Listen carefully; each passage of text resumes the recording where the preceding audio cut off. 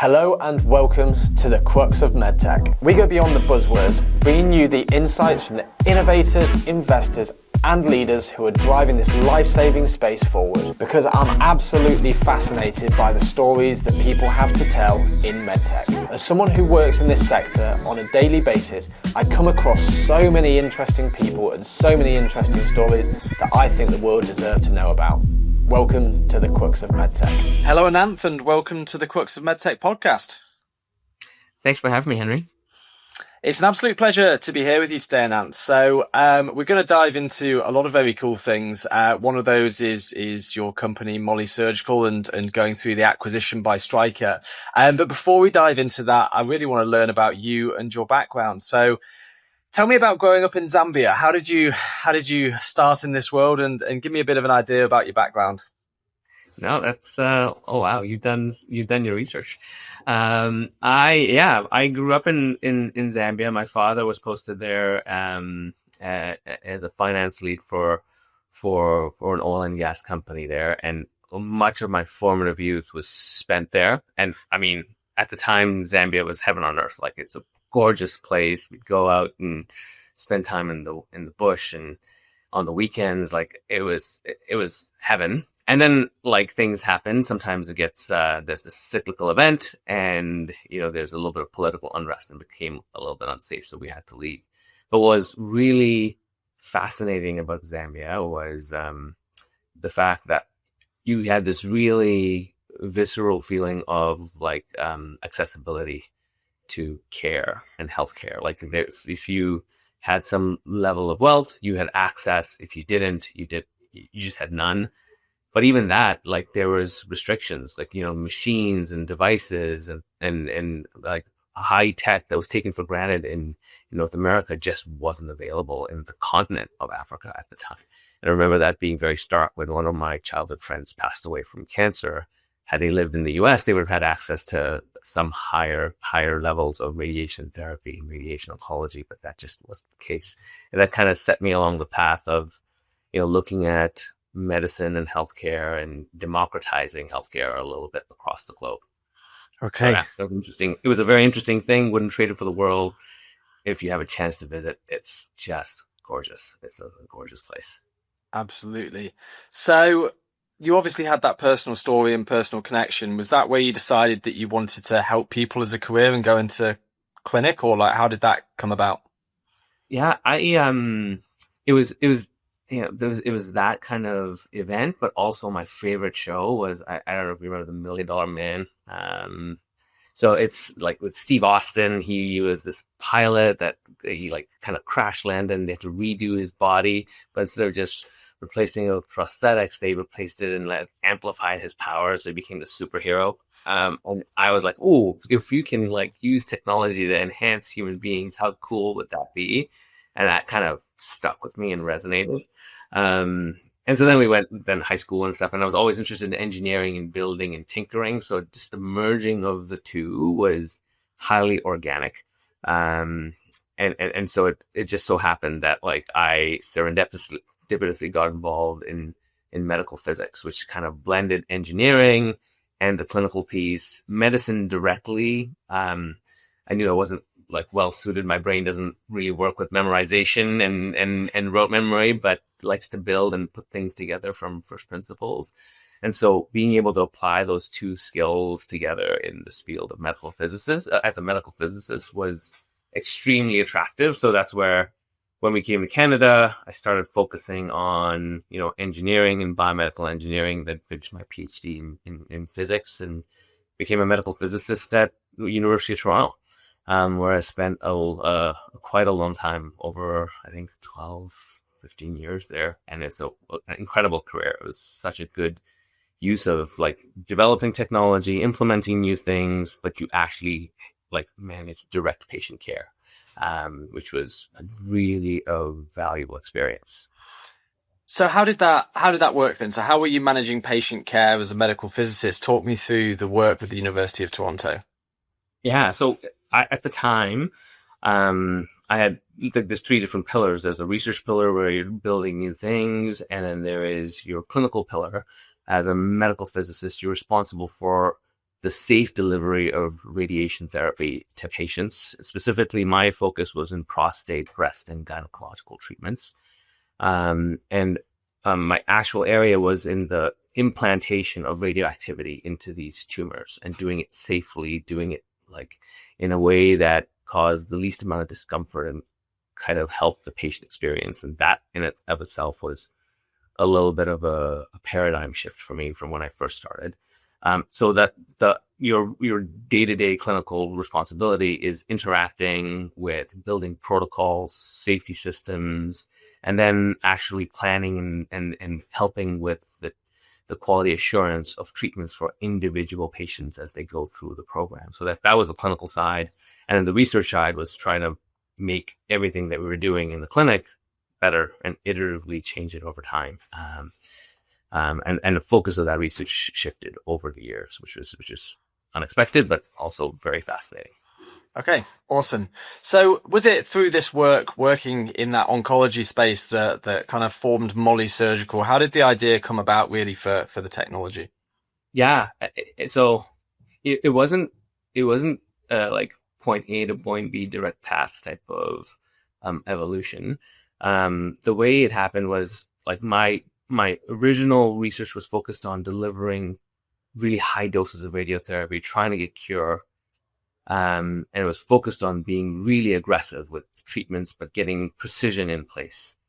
And then as my research evolved, I recognized there was this huge opportunity to just even improve the experience of the treatment. So keep the efficacy and toxicity is the same, but like if you could make a procedure that was an awake procedure or a procedure that like where the patient experienced pain to something that was completely anesthetized, where they don't remember anything, that change in that patient experience was extremely rewarding. And I think a lot of my research started to shift from that. And it was first focused in radiation oncology, but in the center, I started to like build out like lots of technologies that would help with this. And so one of the breast surgeons reached out to me and said, "Hey, would you just take a look at our breast conserving surgery program? Right now we do these wire-based techniques, and I'd like to change it, and I'd like to change it by putting in a radioactive seed instead, so that it's less painful for the patient." And at the time, I totally dismissed her. Her name's Dr. Nicole Lecong. I'm like, that's crazy. Like, we use these radioactive pellets to treat these patients, not to like mark the spot. And she's like, well, you should go listen to the patient talk about it. And so we went to a patient family advisory committee meeting, and there one of the patients was actually talking about her experience. They said the team was wonderful, like the study group staff is incredible. However, this experience, like, it still sticks with me today. And I thought it happened to her like last month, but it happened to her three years before, where she came into the hospital. She had this painful wire placed into her breast, and she was in hospital for like, I think it was for 8 hours, and she ended up fainting because she hadn't eaten from the night before. And she's like, it was just, it wasn't the same experience that I've had going and getting treatment from the care teams. And if there's anything you can do, that would be it. And so, that was our kick in the pants to go and try something different. And I was like, yeah, you're right. We've got to figure out a solution. So myself and my co-founder at the time, John Dillon, decided to like take it on. And we did this kind of Edisonian iterative approach to come up with MOLLI that changed it completely. So instead of this painful fishing hook that's placed to mark the lesion, you place this tiny little pellet, and you have this digital GPS system that can localize the marker in three-dimensional space with sub-millimeter precision. So with millimeter precision. So it's really, really revolutionized how the care delivery is being delivered, and adds a lot more precision and helps not only the patient, but it helps the physician be more confident, and also the health systems as well, because they can actually do more patients and push more volume through the system more reliably. Okay, so you started with the problem, and a physician came to you and said, hey, we've got this problem and there's an idea about fixing it, but that process was iterative. So how did you kind of start bringing this together? Did you kind of look at the whole picture? Like, when you're joining with your co-founder, how does that process look in those early days, and how did you know you locked onto something? That actually is a very good question of how do you know you have something versus not. And now, after all this time, like, that same question still applies when people ask me to help and advise. It's How do we know we have something? And I think the big thing for us was historically we would, we had a number of research programs. Molly actually wasn't the one I thought that would be successful, and it ended up being successful. It was one of those that we were working on the corner of our desk, and we started to build some stuff. But what was interesting is once the word got out a little bit, like people started to ask us for involvement. So we got interest from people on the west coast of Canada. We had a number of physicians in the States that said, hey, you have this interesting trial. I'd like to participate. And it wasn't me pushing on a rope and getting nowhere. It was literally inbounds from random people that had maybe seen a poster or some presentation somewhere about what we were doing, or heard it through word of mouth that like there was something fascinating here. And that's when both of us were like, wait a second, this is the first time we've not had to like really push and pitch this idea. Like people are coming externally for it. And we had no way of delivering it. We were all very much academic. It's all in-house. Like there's no way to sell it or do anything with them because it was all built within the auspices of our institution. And that's where we started to be like, hey, there's something here. Maybe we should consider commercializing this idea and moving a little bit further beyond just Sunnybrook. Yeah. Okay. So that was research that happened internally. You got a lot of inbound interest, and how did you spin it out of the university? So obviously that technology belongs, it's IP that has developed inside the university. So like taking that out, how did that process work? And with the University of Toronto quite supportive of that process? I mean, I think this is where, Sunnybrook and specifically is really such a nice crucible for like medtech innovation, and hospitals in general, I'd say, that are inclined should really build a program around it. So their technology transfer office was one where they encouraged the fact that like, hey, you've got an idea, you want to commercialize it, we will support it. Obviously the nitty gritties of the negotiations on the license is always, back and forth and trying to iterate in terms of building a structure that is beneficial to both parties is key. And I think most founders typically will try to minimize involvement and think of, if you're paying royalties, this is a negative, and like try to drive that as low as possible. But I actually think, if you provide some level of royalties, some level of equities in your organization, like there's a vested interest in your success.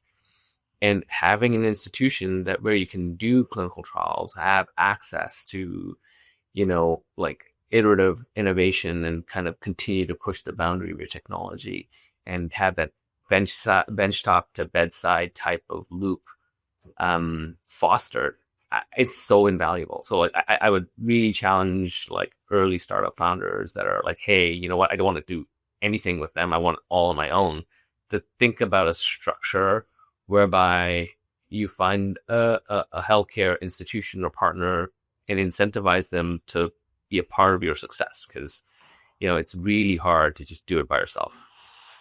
Got you. And if you hadn't have had that inbound interest, would you have wanted to be an entrepreneur and actually spin out a company anyway, or is it just that serendipity of people coming towards this technology that drove you outside? Yeah, it's been a short, if you told me 8 years ago that this would be my life now, I probably would have laughed you out of the room. It was very much tenure track, like very academic discipline. And it just so happens, like it was one of those where we were spinning it out. We had to get it moving. COVID hit, and like the idea was kind of floundering. And it was my wife that said, which of the two would you have a regret? Like, which one would you regret the most?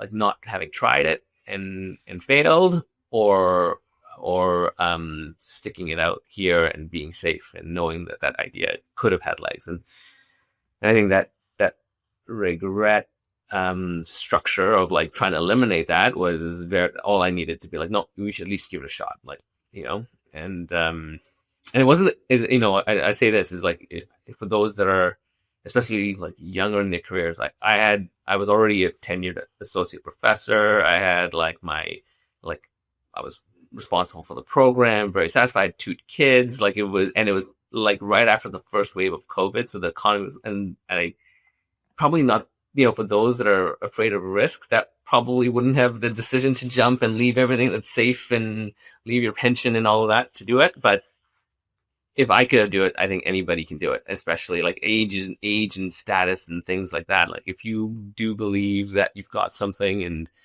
living with the regret of not trying probably is going to like leave a longer hurt than trying it and not succeeding. I'm interrupting this episode to bring you a word from our sponsors, TTP. TTP is a leader in complex medical technology development with deep scientific and engineering expertise. They support ambitious medtech companies in solving high-risk, high-complexity challenges where there's no margin for error. Whether you're tackling uncharted technical territory or racing to bring a product to market, TTP provide clarity and direction. By de-risking innovation and ensuring seamless alignment with regulatory and manufacturing demands, TTP help you move forward with speed and confidence. To find out more, check out the show notes. Definitely a strong message for founders there. So let's talk about how it went from tech idea and tech transfer. Like, how did you actually pull together the company from let's spin it out of Toronto? You've negotiated with that tech transfer office, and you are now MOLLI Surgical, or whatever the company was called when it first spun out. But yeah, what's the journey since then? How did you take it on these steps? Give me a bit of an idea. So it was through ups and downs, that's for sure. There was definitely some dark periods, and I talk about the success as being success through a multitude of failures, right? And the fact that we were at the table at the end of all of it is the only reason we succeeded, right? It's just not that. And I think being able to be at the table for long enough is the key to winning at this game. And I think. So the early days, it was very small. Like there was just 3 of us that kind of worked on everything, the core technology, and we're focused on clearance. We expanded that team a little bit to get us through clearance. And we were trying to focus a little bit on pre-market. When we had a line of sight to clearance, we started to like build a little bit of a pre-commercial effort to stoke the field, if you will. But I think the big impetus was like when we filed for FDA, we were all academic. Like we'd never done this before in our life. So, getting ISO 13485 clearances and all the requisite certifications, that was a brand new experience. And like the first go at the FDA iteration was not successful. Like we were going through back and forth, and we were just kind of grinding while the FDA was really good with us and trying to help us make a better product and asking very important questions. And so that grind of iterating through and learning a little bit was challenging because, this is the part where you're getting investment, your money's running out, your run rate's tight, and you're trying to get to that milestone as fast as possible with as little burn as possible. But at the same time, you have to leverage some consultants and things because you're just so far out of your depth and you're trying to build it for the first time. So once you build it for the first time, then you are like, oh, that was we could have totally done that from the scratch. But you're starting from a position of naivety, and building that experience is really, really helpful. And I would argue, some of the things we did is we offloaded a lot to consultants in the early days because we thought that they knew more. The difference, I would argue, is that they may know more generally, but they aren't vested, and they fly in, they parachute in, and they leave, and they take that like wisdom with them, and you don't grow as an organization. So like very early on, we recognized that we started with a lot of consultants and then quickly moved to kind of building our own team and growing it. And so, up to clearance, we're very R&D engineering focused. So we kind of grew to around, I think, 20 people. And then right after clearance, we blew out the sales organization because the breast space is, pretty dynamic, lots of facilities. You had to have a ground force. So we quickly doubled in size and then kept growing with revenue at that point. But yeah, again, that's the other part too, is like when you first kick clearance off, like there's a little that valley of debt that happens where you get clearance and then there's no sales that follow and you have to like build that brand. Navigating through that is an extreme learning. Like learning how to build a sales force also was something that was very new to us. So absolutely. Yeah. And we'll dive into the sales force in a little bit, but up to that kind of clearance before you get the 510K, if you were to go back and give yourself some advice or give the team some advice, what would you give them on that kind of pre-clearance stage? I think for us is one, you're like, you know more than you give yourself credit for. And there's nobody else that's a better subject matter expert on the device than you. So like relying on consultants to populate subject matter is problematic. However, relying on consultants to check your work is, I think, the ideal thing to do. Is this is what we're doing, check it to make sure that it passes muster. That way you've done the hard, heavy lift, and then the consultant's coming there to poke holes in it as an external shit. And then I think that realization was very, very helpful. And when we made that pivot, it changed. It changed our spend, but it also changed like the level of evolution of our team. Like we evolved with rapid iterations very, very quickly. And the other big one is just test early, test often, and test cheaply, right? So like, do as many tests as you can with MVP or even like alpha versions of your prototype or units or whatever small discernible quanta of progress you make. Test it, validate it, get some comfort that's sufficiently de-risked, and then keep doing that iterative loop as often as you can. That way, when you finally get to testing, you're very comfortable. Right? When you throw down the big dollars for biocompatibility testing or other extensive testing, you know that like the likelihood of success is very, very high because you've done all these inexpensive tests all along. Okay. Phenomenal stuff. And what up to this point, up to the FDA clearance, what was the equity story like? How much did you raised? What were the kind of key inflection points where you took on more capital? Did you have the right cap table at that point to take you further? Tell me a little bit more. Yeah, so we were very fortunate. We had a cornerstone investor that kind of rode it out all the way with us, and they believed in the mission, right? I think they were looking at it from a long-term perspective. And that's exactly the point. Like when we first started raising money, we would go to a lot of VC firms that I think had we jumped at the easy money at the time would have been a mistake. So we didn't launch MOLLI perhaps a little later than we could have, because when we found this and like our cornerstone investor, they totally believed in what we're doing. It was one where they allowed us to stay at the table. And I think that's the biggest challenge, right? With VCs, is they see that you have these trials and tribulations. You're really on a fire sale at that point, and it's very hard to stay at the table and learn through those issues. And so our investor was, and I'm truly grateful, they kept with us. And so I was also very invested in that. So like we wanted them to keep it clean. So the cap table was very clean. It was our founders and this cornerstone investors right to the end. And we really like they invested in our growth and evolution to become the team that would be successful, right? Because if you make a mistake but you don't have the opportunity to learn from it, then it's just wasted. So they allowed us to have that, and we got better and better, and hence the outcome that we received. Did they drive it all the way through to acquisition? All the way through. Yeah. It was phenomenal. Incredible stuff. And then, so we talked about that little valley of death piece before you get to commercialization. How did the early commercialization go? What did you, was it as successful as you were hoping it was? Did you make any mistakes, or were there any challenges in that early commercial launch? Yeah. I mean, this is, again, no, it was not as successful as we had initially intended or hoped.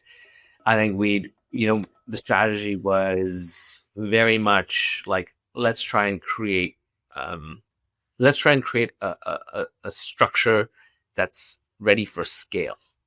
And so we created a structure of sales that actually had potential managers and multiple feet on the street.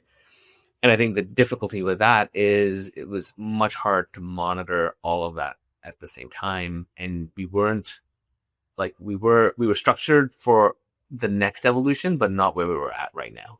And I think after that learning in terms of that hiccup in terms of sales, we kind of restructured the sales force and really focused in on high density population areas where our leads, a lot of lead gen coming from less expensive methods via social media and digital media, and leaning heavily on marketing to generate those early interest pieces. And then the feet in the street was very tactical, with cold calls, outreach, and going in areas that we knew that there was interest and activity, and focusing in those specific areas. And then we kind of built it that way organically. So then monitoring is where, like, my experience with sales at the time was me just pitching and doing it myself, right? Versus building a team of sales professionals. So evaluating progress and metrics, and that was a skill that we had to build within the organization, and the pragmatic positions around that is really important. Where we structured comp in a way that, like, when you succeeded, you did so well, and if you didn't, that you would be at least really aware, and it was all very clean, objective in terms of performance outcomes and measurements. So, I think that was a restructuring of the organization, and that lent itself to this very rapid growth that then followed. But that little valley of, like, hey, we're not structured right. Our incentives aren't kind of appropriate. We're not incentivizing for outcomes. We're incentivizing for activity, which is not the same thing. And looking at those two things specifically, and then, having the gravitas to, like, make those big changes. Like, I think our team did as good a job as ever, and kind of restructuring and reorganizing, but still maintaining the culture within the company, and keeping people feeling safe and protected that if you perform, you're going to have great longevity here. Okay, so I've got a quick question on that activity versus outcomes piece. So this is, as a founder of a recruitment firm, like, we don't incentivize on the activity, but we're always pushing for activity and inputs, because that creates the outcomes and the outputs at the end of it. So were you just tracking the wrong activities, or did activity kind of not really relate into outcomes, or, like, how did that kind of process go? I think this is the one where it depends on what you're, at the end of the day, for sales individuals, it's like revenue, right? So, like, that is really all that you need to track. But in the beginning, when you're a startup, there is no revenue. Like, you're building out that territory. So ensuring that they're doing the activities to get them success is useful to kind of help navigate someone new to the field, new to the specialty, as they get comfortable with the call point. The difference is, though, you don't incentivize the activity. Like, that is partly a coaching strategy. It's not a means to monitor success, because most of the time, like with sales, 99% of the time you're calling, it's a no. So that activity doesn't get you anywhere. You have to do enough to get the yeses, and then build on that exponentially. So were you compensating on that activity then? So if they that's were in the early days, okay. was like, we built a structure around, like, compensation that forced the behavior that we wanted. But then we recognize, that's just reinforcing behavior, not outcomes. And so there are other ways to reinforce behavior versus outcomes. And that could be through management, coaching, like those strategies. And then the outcomes follow. And then once you start getting wins, and again, it also helps once revenue starts coming in, and you have, like, leaders in the sales organization emerge, it becomes much easier. So it's, again, iterations of the organization, where you have no revenue, then you have some, then you start getting leaders in the sales organization that can be role models and provide best practices. And then it starts to really click, and that's when we start to see the sales organization beginning to build and click. And so I think that component of having, really transparent metrics that everybody can see, monitor, and then identify like leaders that emerge and their best principles, and then starting to just focus slowly on compensation strategies that were driven by outcomes, primarily revenue. It was the case, but I also started to change the entire organization, where even engineers, we were like compensating. A large component was variable comp on outcomes, and not, purely activity. We wanted, like, if you wanted to release a product at a particular time, that was incentivized. If there was hard deliverable outcomes and variable comp tied to that. And I think that made it a very dynamic place for some, but it also self-selected as well for others.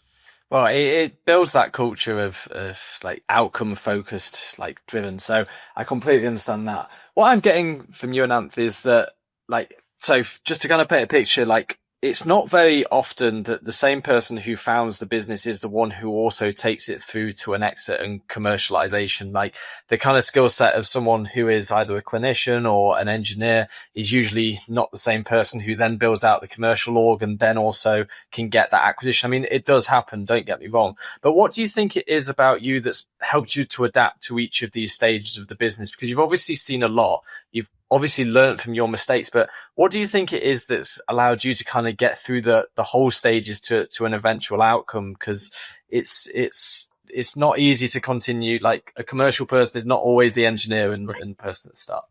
Yeah, I don't. This is not false humbleness, but there's nothing special really about me in terms of anything. I'm very grateful to the fact that it wasn't me alone. I think that's also a falsehood, is that it was one individual that contributed to the success. One of the big things is I was surrounded by a team that I trusted very deeply. And that, like, I think that helped tremendously all the way up to the exit. My co-founder, John, was with me. He was my first summer student hire while I was at Sunnybrook, and we've known each other for a really long time. And so, like, that level of trust is hard to win. And so, you've got someone, and yeah, every once in a while you don't see eye to eye, but that team that you can, where everybody's opinion and skill is a complement to yours, is really helpful. And then, like I said earlier, like, incredibly grateful to our investors, where they let us stay at the table and make mistakes and then learn from those mistakes. Because that's the one thing, I think we all did, and myself included, was we learned very fast, like the appetite for learning. And partly one of my biggest motivations to, like, kind of leave clinical work to move to industry was the pace of growth, right? Like, this was growth, impact, change, and pace were just so much more attractive on at the stage that I was at, to switch to industry and try something new, where every day you were learning something different. It was an incredible challenge. And so perhaps that was one unique thing, but I don't even think it's unique. It's just that ability to learn and being afforded the chance to learn from your mistakes was perhaps something unique in my circumstance over others. Were you purposeful about building a culture where it was okay to make mistakes as long as you learn from them? Yeah, that was actually something, that was a surprise. Even later on in the company, I thought it was just a given that as long as we hire adults, we hire creative, high potential individuals with high agency. So making mistakes is part of the gig. Like, if I'm hiring you, I'm hiring you because I don't know I don't know that particular task, and you're there to scale. And if you're making informed decisions based off of the evidence, I probably would have made a worse decision. So I trust you, and we'll just keep going forward. But as long as we don't keep making the same mistakes, there's nothing. And so I thought that was, we started off with a small group. We all understood that was part of our fiber, is like, well, this is just going to move forward and do things, and they may not be right, but we will learn from them.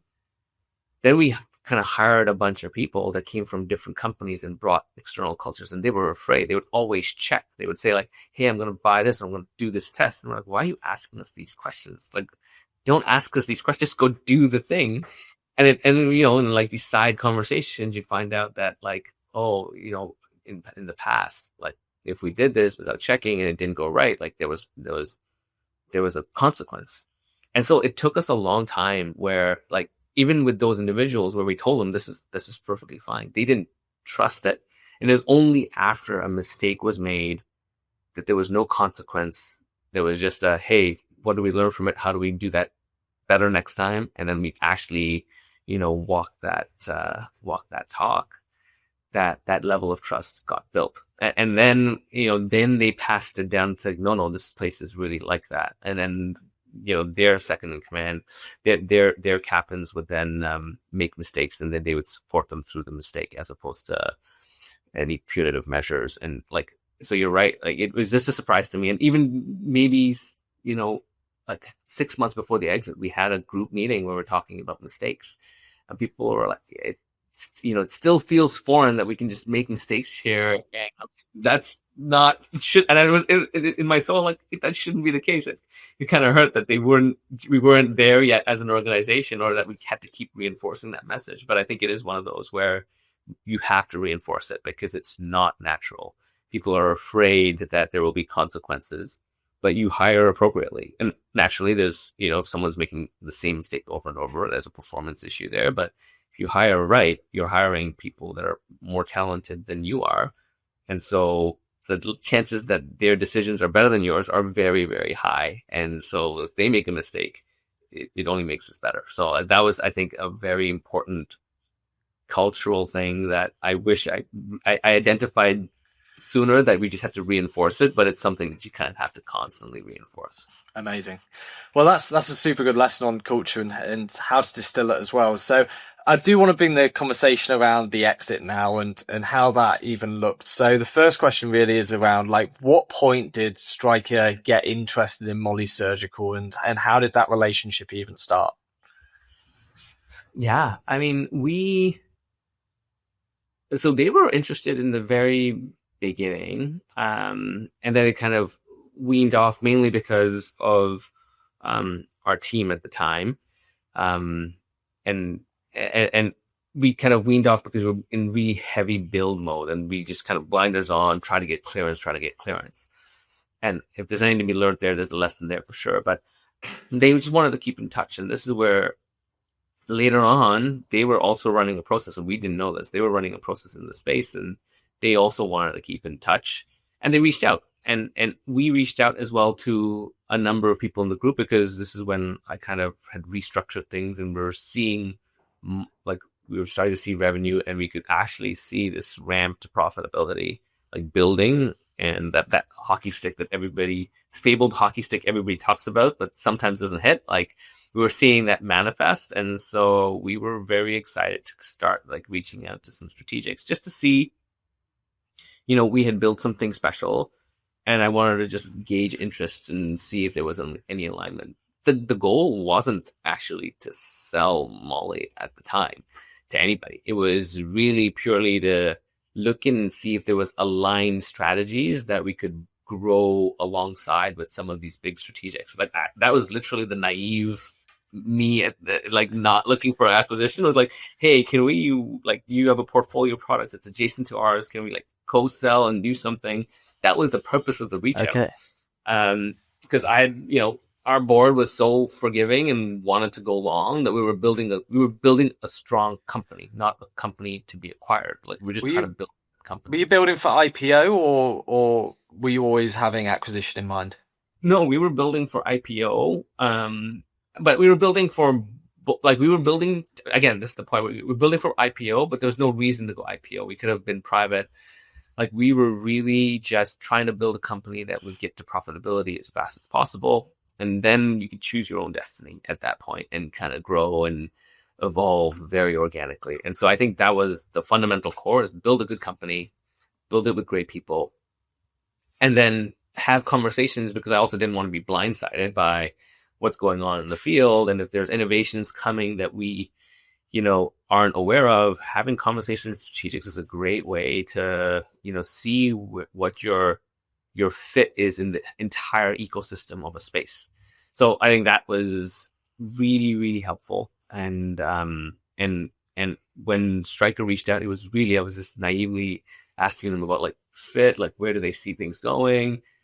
And then they kind of indicated interest, and I was like, oh, this is this is a different kind of conversation than the one I was intending. Yeah. Okay, let's go back to the team and let's chat about this. But then it was fortuitous because other strategics at the time were also like looking at the space very heavily that we were in. And then I realized, oh, there's something here. There's some consolidation momentums and that's happening within our market. And so that was when we took it back to the board and had discussions and saying like, hey, should we have conversations? And again, this is the one thing that I'll give advice to founders is just always have there's no harm in picking up the phone and talking and being authentic.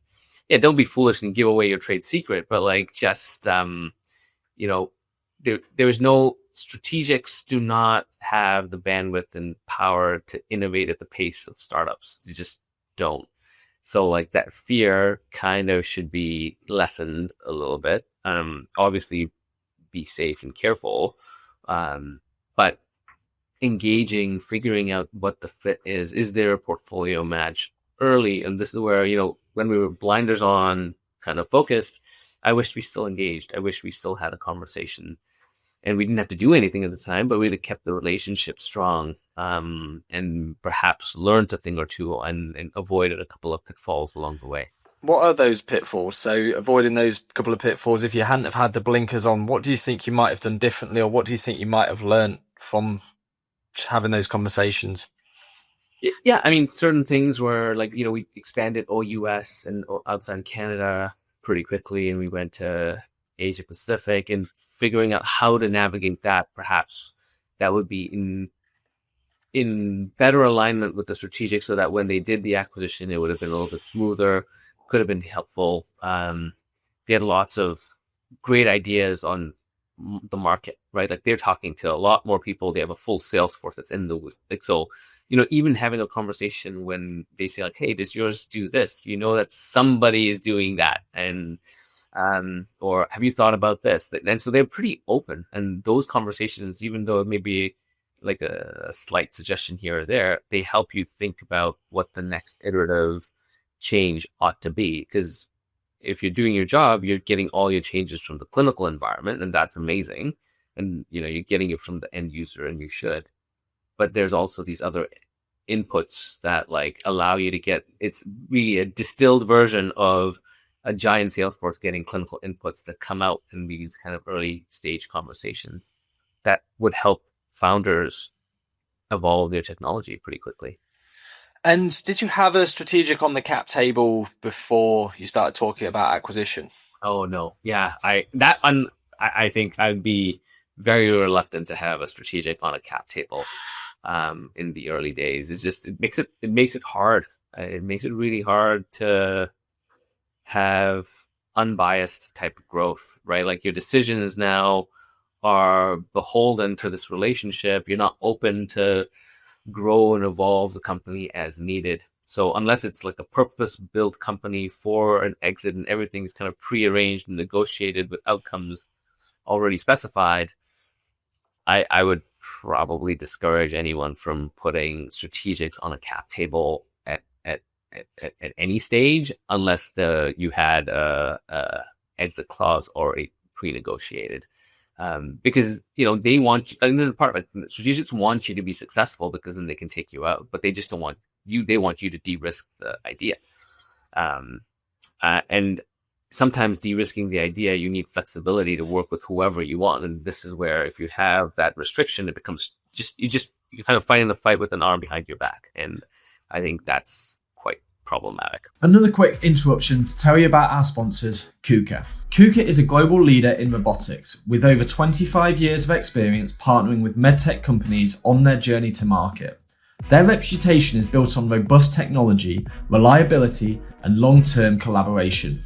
More than a supplier, KUKA provides trusted support throughout the product lifecycle, from development to integration and beyond. For companies exploring robotic solutions, the KUKA LBR Med offers a ready-to-integrate, state-of-the-art option that meets the highest medical standards, without the need to build from scratch.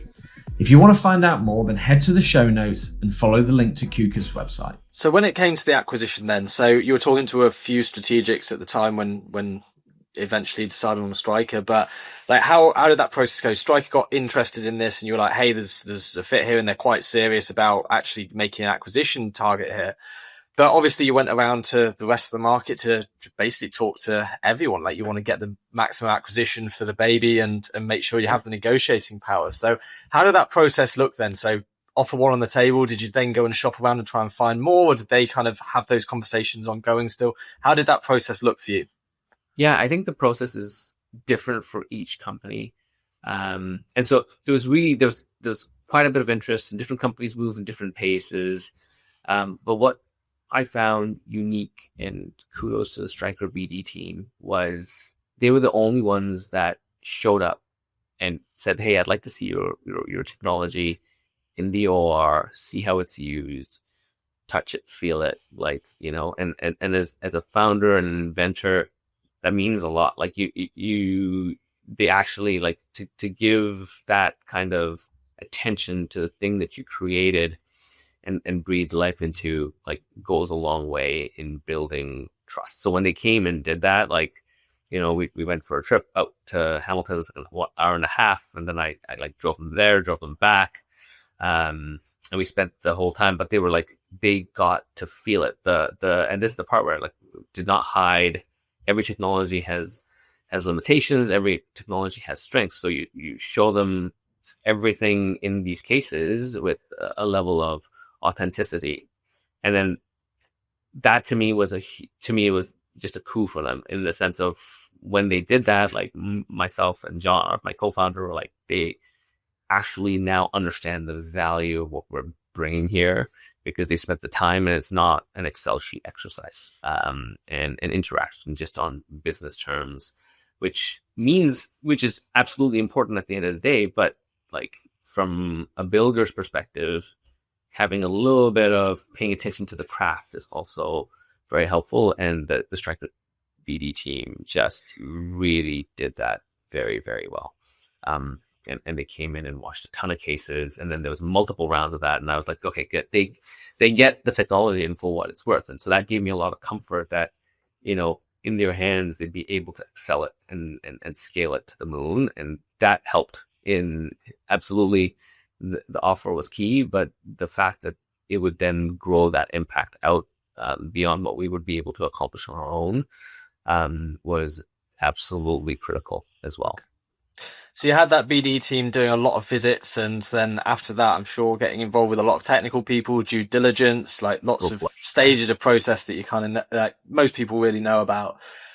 But when did that offer come through? When did it get serious and term sheets come on the table? How did that feel to actually get something offered and on the table for what had been your baby for the last, however many years? It's again, like, whenever you get something like that, it's so bittersweet, because there was also, at the time, we were thinking, you know, it was shortly after I presented to the team this plan on scaling and like growing, and like, hey, we're tickling profitability here. Like, this is like, you know, we could be on our own. So it was one of those where it was exciting, because I also knew, like, they were building around this technology in this market, and they were going to do something really meaningful. And it was this kind of bittersweet entanglement of like, could we do this? And could we look at what we're going to do ourselves, versus also like, they would be able to do this so much faster, to have such a bigger influence. And so it was, you know, you'd think it wasn't immediate euphoria. It was a little bit of like, this is a real tough decision. Like, it wasn't something we took lightly as a team at all. So the investor group, our founder team, executive team, we perseverated for quite a while when we got the offer. And it was purely around, hey, and at the end it was one of the founders, one of the investors, she said, like, in their hands, they'd be able to do more good faster than we would. So that's why we should do it. And I thought that's what we got into the business to do. And it's what pushed us to like embrace it and move forward very quickly with it afterwards. Because after that, then diligence and everything, it just was poof, it was a whirlwind of hurt, let me tell you, because they have a huge team and we had 5, and it was painful, but it was something you just have to do and get through. But it was once we knew why we were doing it, it made a lot more sense. Okay. And so the transaction goes through, and like the team, how did the team react when you gave the news to the wider organization, this is happening and this is the effect on you guys, this is what it's going to mean for your stock and shares? Like was it kind of celebrations? Was it kind of like what comes next? Like how does the team react to something like this? Again, like news like this is not easy by any means. It's massive change to an organization. You can't make promises you can't keep. So this is where acknowledging the uncertainty, acknowledging that we'll help people in every way we can. So this is the part where whether they were going to be transitioned into Stryker or out, like we at least like our team and senior leadership team tried really hard to set people up with opportunities, connecting them to people we knew in the space. So, shortly after we made the transition, nearly everybody had another opportunity that was presented to them or had an opportunity within Stryker as well. And surely with an exit package and stocks and shares, there's some financial upside that they have experienced because of that. So I'm sure it's not all bad. We need to just look at jobs. So, so yeah, how about you? How did you feel when this transaction went through? Did you feel like, yeah, great, and were you ready to take the foot off the gas, or were you kind of like, oh, what comes next? Like, did you have a plan? What came after that? Yeah, I don't think I've really had like this. I don't think I've ever had this real overarching plan. It seems like my life has kind of meandered along from one thing to the next. But to your point, like, did I want to take my foot off the gas? I did not. And this is the part where, like, what came next was, ensuring that the integration went well with the team that went over to Stryker, ensuring that the promise of the acquisition was lived up to, that there was going to be scaling. We were building the Stryker team up for success as they scale the technology. And I think that was incredibly important. So there was not really a moment there in terms of like letting the foot off the gas. I wanted to make sure that everybody felt supported and like this would be set up in a way that, again, the promise of the acquisition was delivered upon. From both sides. And I think that was what my focus was on immediately after. And then as the transition and the integration began to take hold and it started to be self-fulfilling and organized in a way that like I became relatively superfluous, we could look at something mutual between Stryker and myself in terms of me looking at other things. But to your point, it became very much apparent to myself that I needed a few things. I needed like to be able to affect change, have some impact, and then, a level of pace and urgency were critical to my overall satisfaction. And so then looking for something else became also important in terms of next steps and the evolution of the career. And that brings us on to where you moved to next. So you've obviously had the entrepreneurial bug and didn't want to let it go. So what comes next for you and your career, Ananth?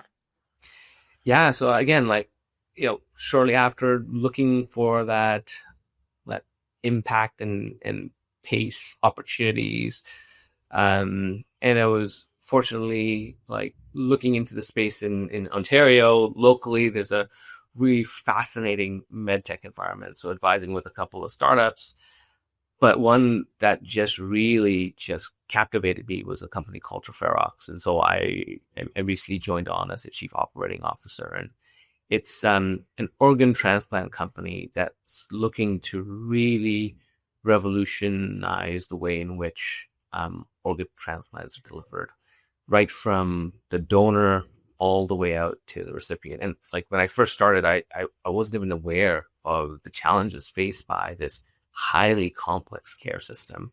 And the way they're doing it is incredibly pragmatic. It's they're looking at making it cost sustainable, but at the same time basing it on really good grounded science. So you're having, evidence-based practices being implemented, and the impact is just extraordinary. Like, I mean, you think about this right now, but the daily mortality of patients just waiting for an organ, there's like 17 people a day that pass away just waiting for these organs. And the vast majority of these organs that are donated, these priceless gifts, are actually discarded. They're never even used because they're not of sufficient quality or they're degraded. So a huge number of organs are donated. So all of the technology we work on is preserving the organs from the donor site all the way to the recipient site, and then like providing a system to perfuse them and assess that they're actually viable, whereby we increase the number of usable organs substantially. And a lot of the work in Pioneer just down the street at the Toronto General Hospital, who are a leading site for lung transplantation. And they've built these two technologies, one that this preservation system called Export that preserves lungs at 10 degrees, that is shown to be incredibly protective of the organ. And then they have a system for assessment where they're able to take these marginal lungs that would really US physicians would never even look at, and are able to assess them to show that they're actually viable and they work really well. So they have the largest volume of transplants on the planet and some of the highest quality at the same time because of these technologies. And so that got me into it. Well, organ preservation is a big topic at the minute because of the Organox acquisition. So it shows that there's big outcomes to come in this space. So it's a really interesting and fascinating challenge to do. Is there anything else you'd like to share about that opportunity before we wrap up with a couple more questions?